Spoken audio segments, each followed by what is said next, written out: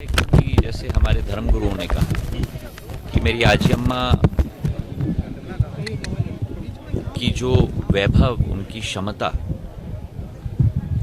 एक जनसेवक के रूप में थी। उनके मूल्य, उनके सिद्धांत, उनका संघर्ष, उनके संकल्पों के प्रति एक अंतरात्मा की आवाज़ और उनके पथ पर चलने का संकल्प, जो सिंधिया परिवार की एक लंबी परंपरा रही है जनसेवा की, पिछले 15 पीढ़ियों की, विकास की, प्रगति की, वही संकल्प इस दिवस पर, उनकी 103वीं जयंती पर हम लोग सब साथ में मिलकर लेते हैं।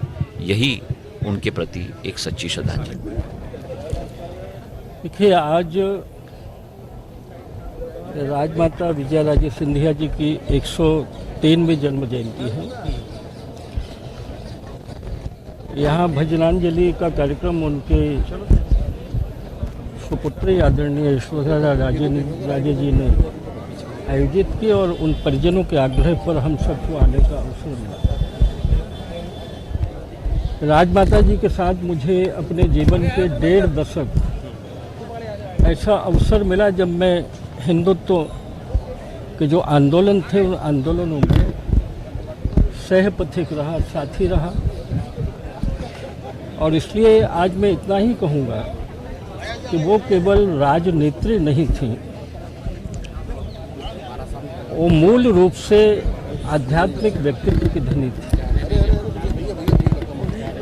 जीवन में अपने को केंद्र बनाकर उन्होंने राजनीति नहीं की, उन्होंने विचारधारा को केंद्र बनाया। और इसलिए उनके जीवन का सबसे बड़ा पक्ष है कि वो आइडियोलॉजी के लिए संघर्ष करने का मादा जीवन में रखती थी।